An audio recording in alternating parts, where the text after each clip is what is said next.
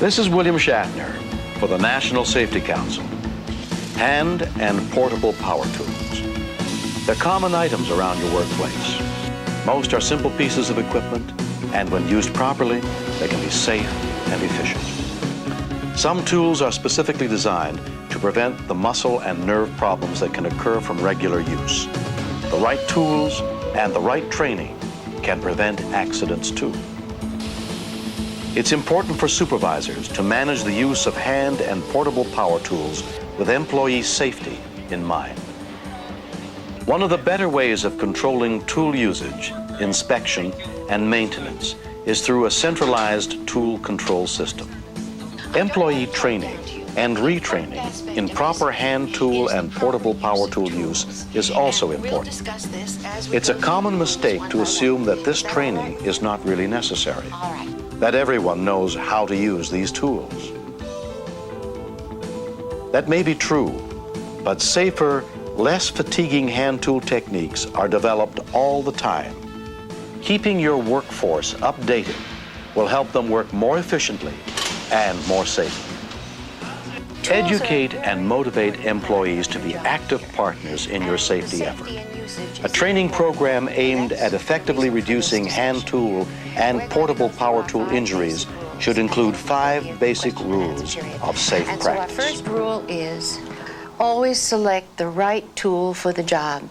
Now, can anybody tell me why that's so important? Because using the wrong tool, like the wrong screwdriver or a file instead of a screwdriver, can be dangerous.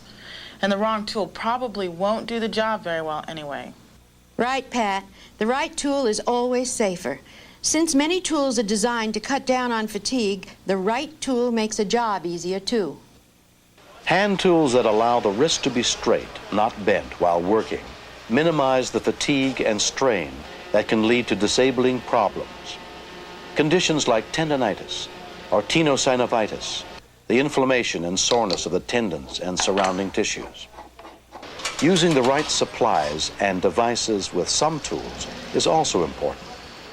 Using a movable balanced pulley to hold a power drill or other tool can reduce the amount of force needed, which reduces the risk of nerve or muscle damage.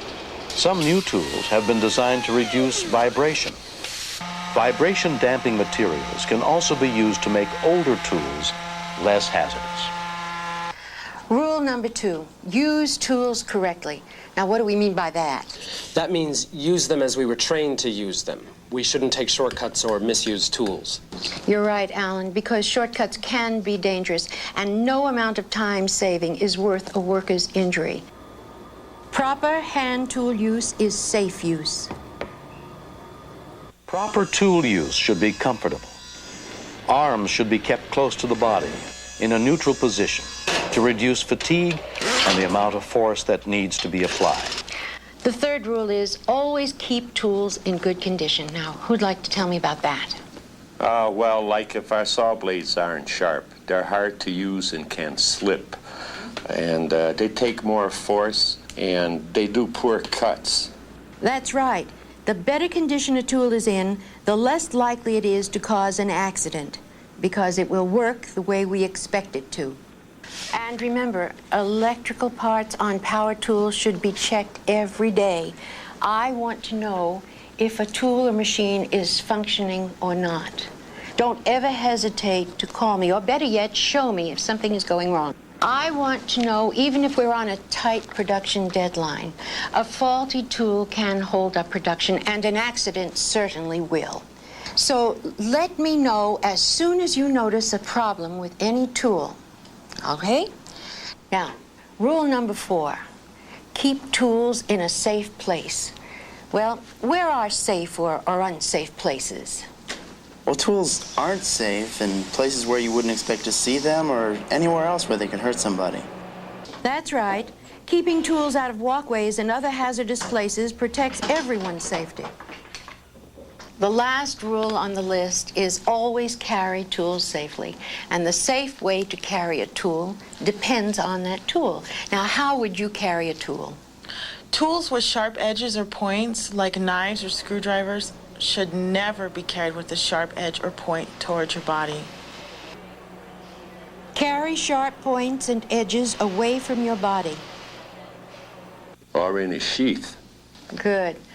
Well, that's the last rule on this list, but I'd like to add another rule here.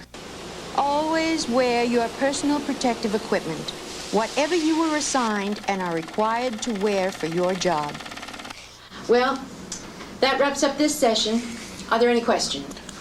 I know we're in this training because we just transferred into your department, but I saw some of your old-timers leaving as we came in.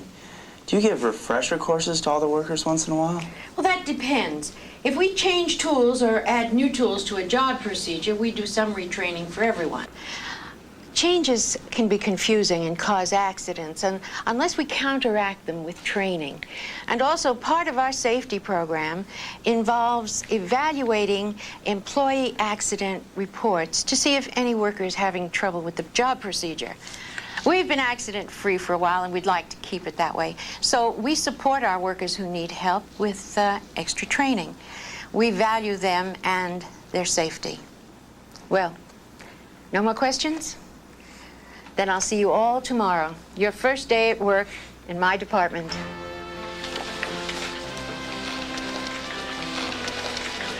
Supervisors can make a job easier by seeing that workers' tools are a comfortable weight and are designed with the best handle. Those that allow for a relaxed grip for the wrist to remain straight. No. Well, I'm glad to hear that. Oh, excuse me. Frank, how's everything going? Well, I thought I had this procedure down pretty well yesterday, but now I'm having problems. I don't know if it's me or the saw. Well, why don't you show me how you've been sawing? All right, let me try. Well, you're doing it all right, but, well, maybe the blade is dull. Why don't we take a look at it? Thank you. Oh, it's the blade, all right. It's definitely dull, and you should never work with a dull blade. It just isn't safe. With a little more experience, why, you'll be able to tell after working with it for just a little while. And at this point, you should always replace it. All right? All right. Bye. Since even the most alert supervisor can only be in one place at a time, it's important to strive for employee awareness of hand tool safety issues. Employees respond to positive encouragement.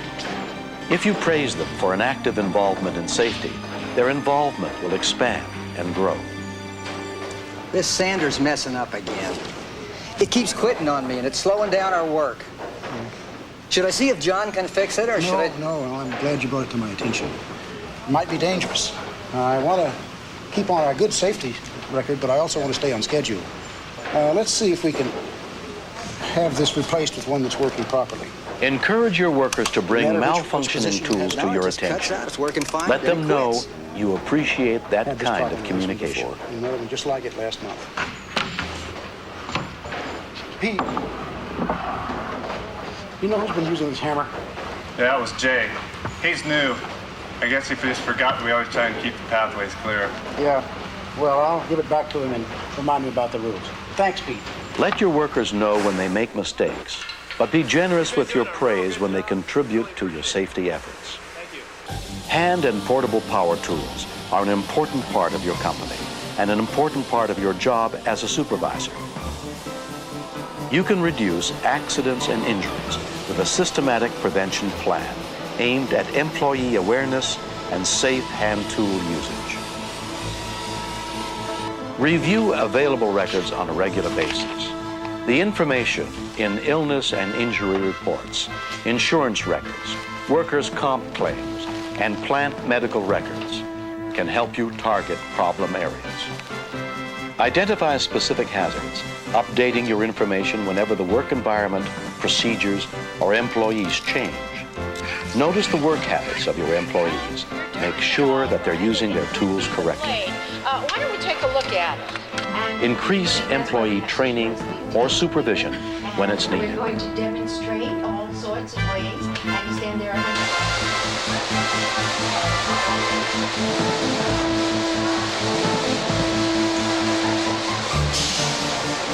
Most of all, motivate employees to be part of your safety efforts.